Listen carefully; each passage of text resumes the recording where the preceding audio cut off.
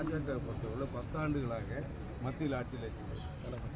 அதில் பாராமுகமாக தமிழகத்தை இதில் எந்த ஒரு அண்ணாமலை இந்த அளவுக்கு வாய் பேசுகின்ற அண்ணாமலை தமிழகத்தில் பிஜேபி ஆட்சி செய்த சாதனைகளை பட்டியலிட தயாராக எங்களுடைய கேள்வி. தமிழகத்தில் தமிழர் நலன் சார்ந்த பிரச்சனைகள் இதுவரை ஒன்று கூட தீர்க்கப்படவில்லை. 10 ஆண்டுகள் ஆட்சி. உதாரணமாக அவர் தேர்தல் அறிக்கையில் சொன்னார்கள் கச்சத்தீவை மீட்பார். 2024 நாடாளுமன்ற தேர்தல் 5 ஆண்டுக்கு முன்பு நடைபெற்ற தேர்தலில் கச்சத்தீவுக்கு நிரந்தர தீர்வு காண்பார்கள். அந்த தீர்வு காணப்படவில்லை. காவிரி பிரச்சனையில் மத்திய நீர்வளத்துறை மூலமாக தீர்ப்பாயத்தின் மூலமாக நிரந்தர தீர்வை நாங்கள் பெற்றுக் கொள்வதாக இதுவரை திட்டப்பட்டது. முல்லை பெரியாரை மாண்புமிகு அம்மா அவர்கள் 146 அடியாக உயர்த்தினார்கள். 151 அடியை உயர்த்துவது அவர்களுடைய லட்சியம் என்று இருந்தார்கள். அம்மாவில் மறைந்தார்கள். அதற்கு பிறகு அம்மாவின் வழியில் நாங்கள் அந்த கருத்தை திட்டத்தை வலியுறுத்தி இதுவரை அது தீர்க்கப்படவில்லை. ஆக கச்சத்தீவு பிரச்சனையும் தீர்க்கப்படவில்லை, காவிரி பிரச்சனை தீர்க்கப்படவில்லை, முல்லை பெரியாரின் பிரச்சனை தீர்க்கப்படவில்லை. தமிழகத்தில் அடிக்கல் நாட்டப்பட்ட எய்ம்ஸ் மருத்துவமனை இதுவரை அடிக்கல் நாட்டிய அளவிலே தான் இருக்கின்றது. இதோடு அடிக்கல் நாட்டப்பட்ட பல கல்லூரி பல மாநிலங்களில் கல்லூரியை உருவாக்கியது வரமில்லை. ஆக தமிழகத்தில் அந்த எய்ம்ஸ் மருத்துவமனை வந்தபாடு. நீட் தேர்வு தமிழகத்தில் விலக்கு வேண்டும் என்று இன்றைய வரை அனைத்து அண்ணா திராவிட முன்னேற்ற கழகத்தின் கோரிக்கையும் அதுதான், எங்களுடைய கொள்கையும் அதுதான். தமிழகத்தில் நீட் வேண்டாம். கடைசி வரை நாங்கள் போராடிய மாநிலம் தமிழ்நாடு தான்.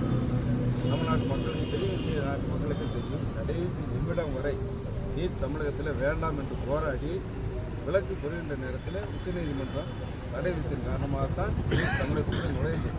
மீண்டும் விலக்கு கேட்டதும் விலக்கு இதுவரை அளிக்கப்படவில்லை.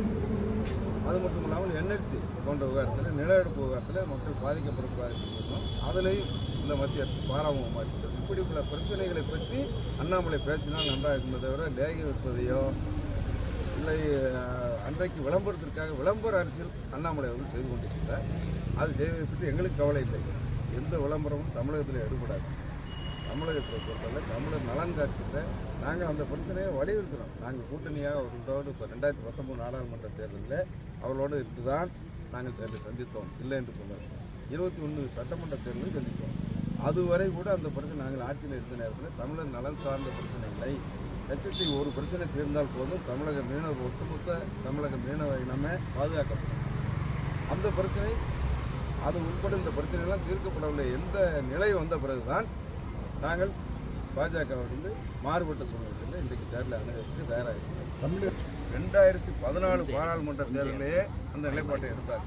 தேசிய கட்சிக்கு மாற்றாக பாராளுமன்ற தேர்தலில் தன்னந்தனியாக போட்டியிட்டு 39 இடங்களில் நாங்கள் போட்டியிட்டு 37 இடங்களை வென்று சாதனை புரிந்த கட்சி அனைத்து அண்ணா திராவிட முன்னேற்ற கழகம் புரட்சித் தலைவர் அம்மா.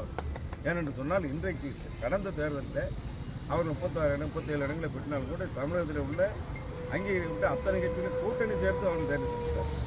ஆக தேசிய கட்சிக்கு மாற்றாக பாராளுமன்ற தேர்தலை சந்திக்க முடியும் என்ற வரலாற்றை எங்களுடைய இதய புரட்சித் தலைவர் அம்மா அவர்கள் எங்களுக்கு வழிகாட்டியிருக்கிறார்கள். அந்த வழியைத்தான் இன்றைக்கு அந்த எடப்பாடி அவர்களும் தேசிய கட்சியினால் தமிழ்நாட்டு நலனுக்கு ஒரு பயனும் இல்லை என்ற நிலைப்பாட்டை தான் 2014 அம்மா எடுத்த நிலைப்பாட்டின்படி இந்த தேர்தலை நாங்கள் சந்திப்போம். தமிழக மக்கள் 2014 தேர்தலில் எப்படி மகத்தான ஆதரவு அளித்தார்களோ அப்படிப்பட்ட ஆதரவு கிடைத்து நாங்களும் அதிகப்படியான இடங்களில் கிட்டத்தட்ட 30க்கு மேற்பட்ட இடங்களில் அனைத்து அண்ணா திராவிட முன்னேற்ற கழகம் வெற்றி பெறும். அப்படி வெற்றி பெற்று யார் பிரதமராக வந்தாலும் இங்கே தன்னிச்சையாக முடிவை நாங்கள் எடுக்க முடியும் என்ற நிலைப்பாடு தான் அனைத்து அண்ணா திராவிட முன்னேற்ற கழகத்தின்